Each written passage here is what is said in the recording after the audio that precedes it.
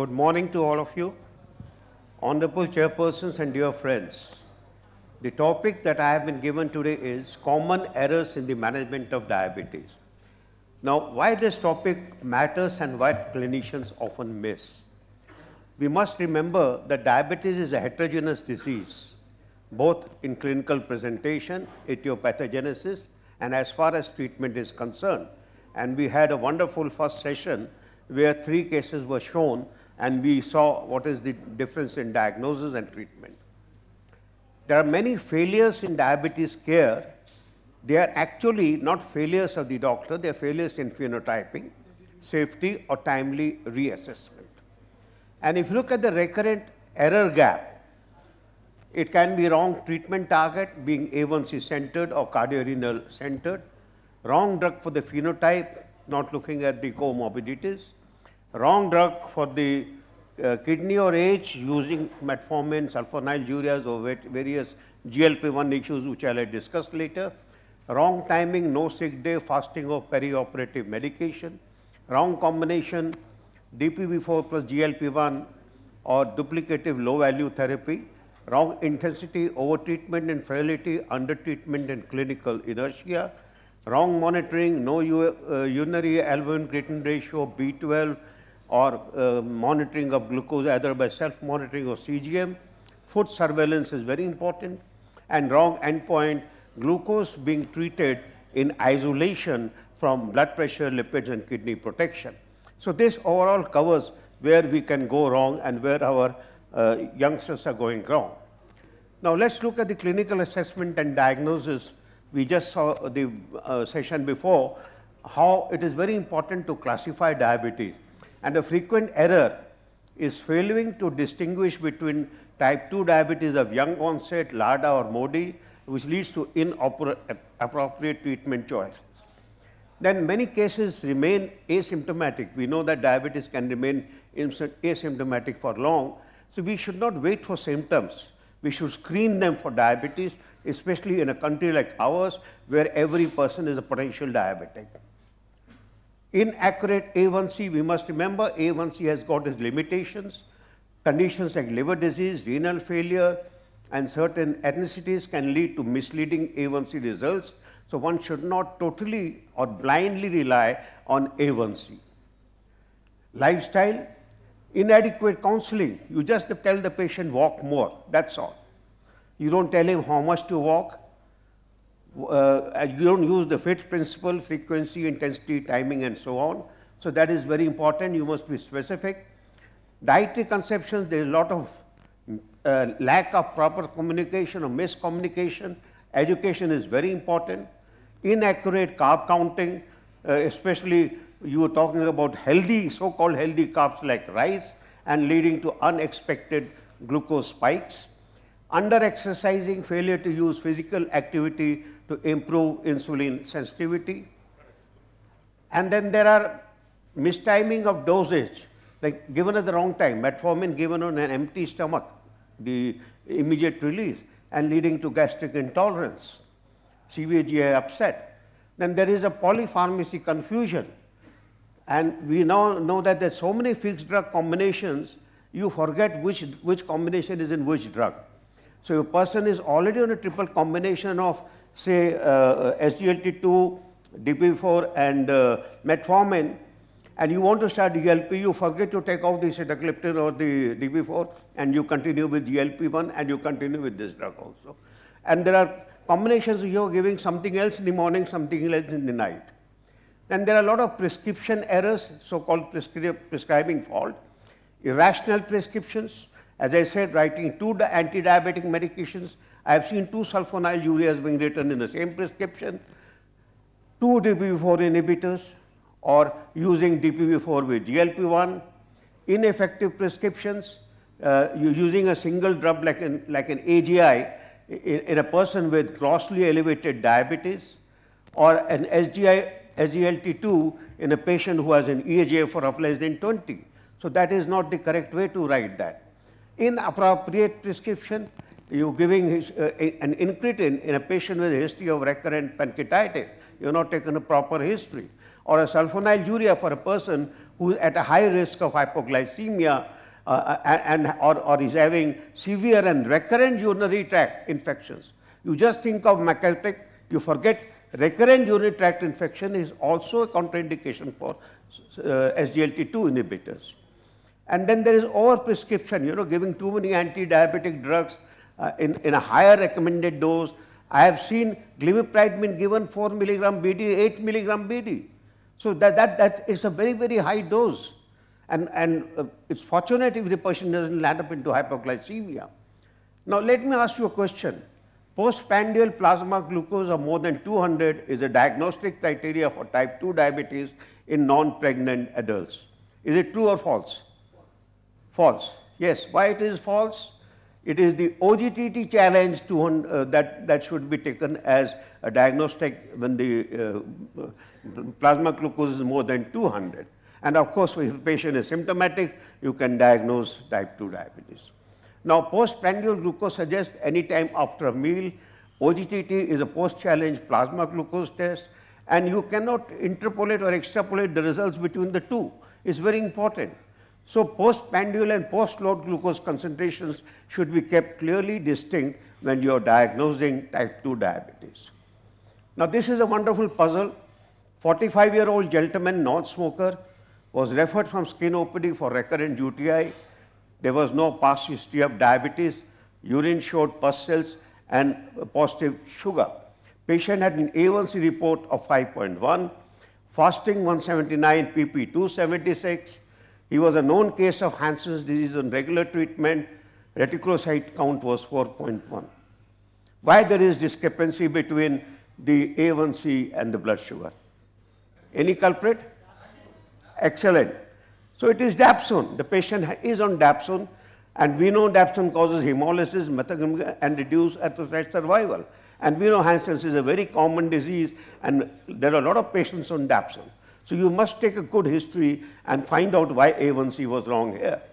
Now let me give you another case, 67-year-old man, 11 years diabetes, A1C 6.9, eGFR 48, increased ACR, coronary artery disease. He is on metformin, glimepiride, no prior SGLT2 inhibitor or GLP. So what is the next move? Do we continue the same? Add basal insulin, replace glimepiride with an organ protective agent, or wait until A1C rises above 7.5? A, B, C or D? C. Good. The correct answer is C. This is known as the good A1C trap. And what it means? That you are treating A1C, not the phenotype. The common miss is A1C is less than 7, so therapy is fine. Let us be happy about it. But what the guidelines actually say? In established atherosclerotic cardiovascular disease or high risk heart failure, CKD, choose either an SGLT2 inhibitor or GLP-1 independent of A1C and with or without metformin. So you don't look at the A1C when you're choosing these drugs in these high-risk patients. The practical implication, a patient at A1C goal may still need switching from a low-value regimen to an organ-protective one. Classic error pattern, metformin per sulfonylurea continued, no USAR checked, no heart failure history integrated, A1C applauded, hypoglycemia ignored, no switch to the organ protective drugs despite clear indications. So who would switch therapy even if the A1C is less than 6.5? I'm sure now all of you will switch therapy even if the A1C is less than 6.5. Now, another error, metformin complacency. Metformin is a great drug, there's no doubt about it. But it is not a set and a forget drug. You just don't give it and forget it. 3 common mistakes: starting metformin when eGFR is less than 30, failing to reduce dose when the eGFR is falling to less than 45, ignoring B12 deficiency and neuropathic signals. Now, if you look at the KDIGO 2026 guidelines, the first line agent metformin, if eGFR more than 45, continue in the same dose. 30 to 44, consider dose reduction and monitoring frequency. Less than 30, discontinue metformin to mitigate risk. Safety measures, acute illness imaging, implement sick day rules to pause metformin during dehydration or acute illness, and check for potential vitamin B12 therapy in those patients who have been in metformin for more than 5 years. Clinical pulse, a worsening neuropathy should trigger a medication review, not just another neuropathy drug. Ask yourself, what is the current eGFR? Has the dose been adjusted? Is there anemia, macrocytosis, neuropathy, vegetarian diet, or prior GI surgery? Was contrast acute illness discussed? So these questions should come into your mind. Let's look at the second case. 58-year-old woman on EMPA, 24 hours after colonoscopy, presents with nausea, tachypnea, bicarbonate 15, anion gap 20, glucose 184, labeled as starvation ketosis by the anesthetist. Which clue will change the diagnosis?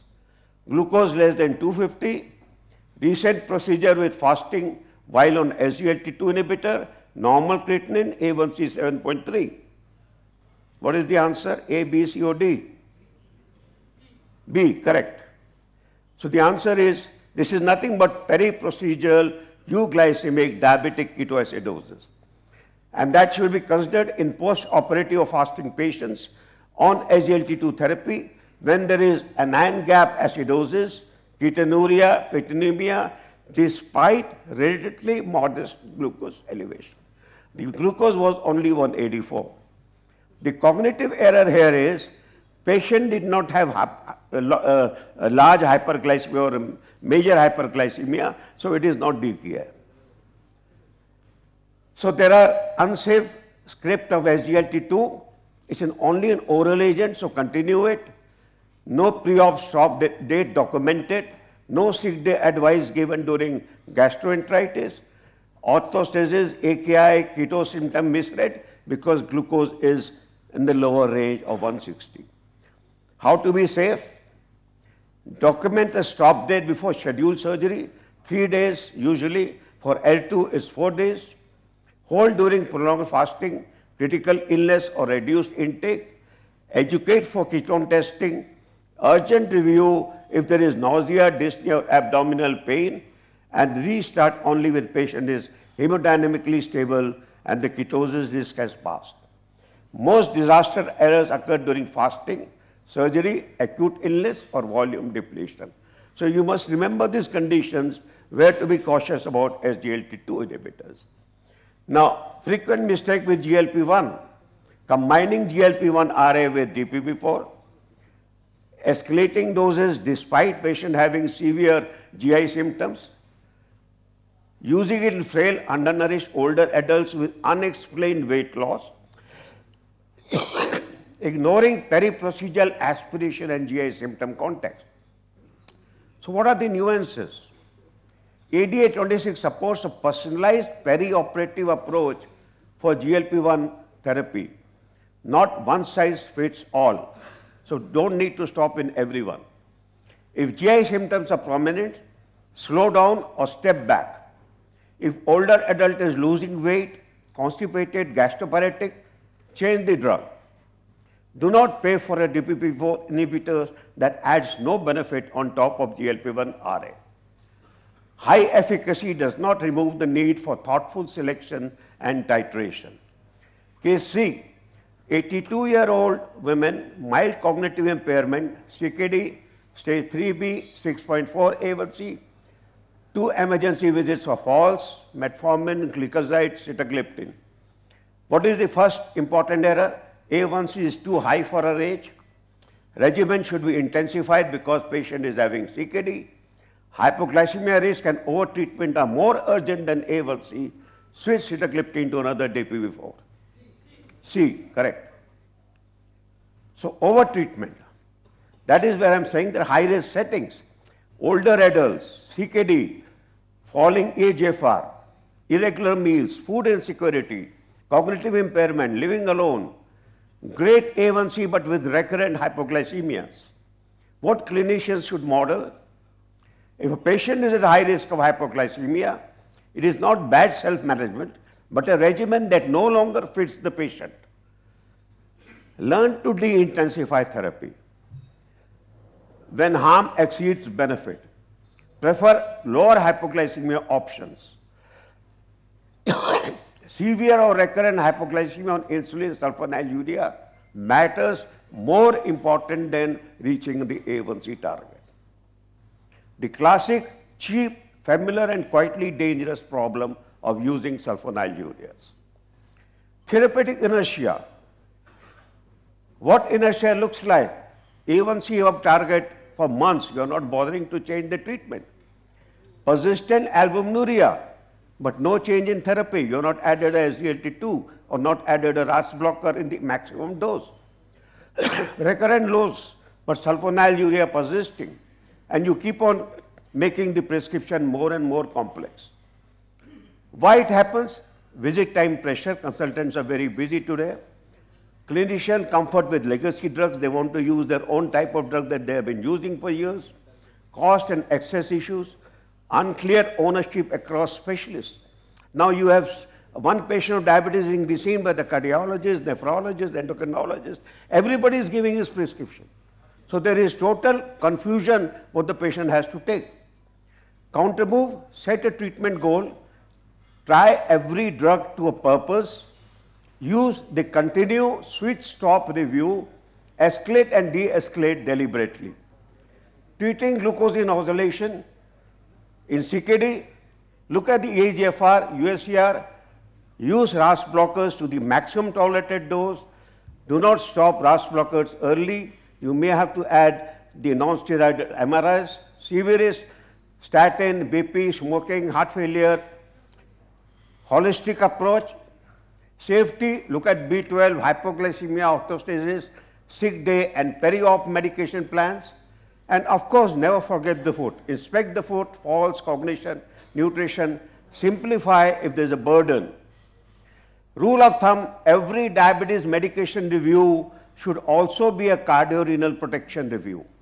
But remember, glucose control is also important.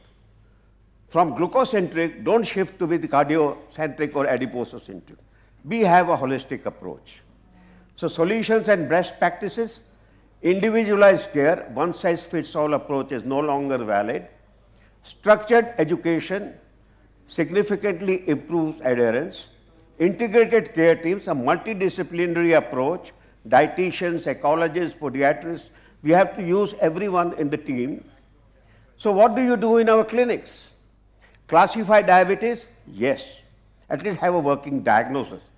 And if you cannot make a working diagnosis, patient is symptomatic, put him on insulin, control his blood sugar, and then make a diagnosis. Don't waste time making a diagnosis if the patient is symptomatic. Let's always ask, are we dealing with secondary diabetes, pancreatic diabetes, malignancy? What is the propensity of development of diabetic ketoacidosis? Do a metabolic triage or based on glucophenotype. Why? You can characterize the glycemic status, understand the etiopathogenesis of this glycemia, and plan therapeutic strategies in an individual. Now, this is a practical error prevention checklist for clinic. What phenotype am I treating today? Is it ASCVD, heart failure, CKD, obesity, frailty, MASLD?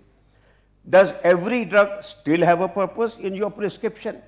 Is there any drug here that is adding to hypoglycemia, weight gain, cost, or burden? What is the current eGFR, USCR, and will it change my treatment? Is there a sick day fasting peri-procedure plan documented? Is this older or complex patient, or should I start de-intensifying or de-escalating treatment? So friends, the take-home message, phenotype first, classify diabetes properly, treat the comorbidity and frailty, not A1C alone. Safety first, sick day, peri-op, kidney, B12, hypoglycemia planning. Reassess first, escalate, switch, simplify, or stop without delay. Thank you for a patient hearing.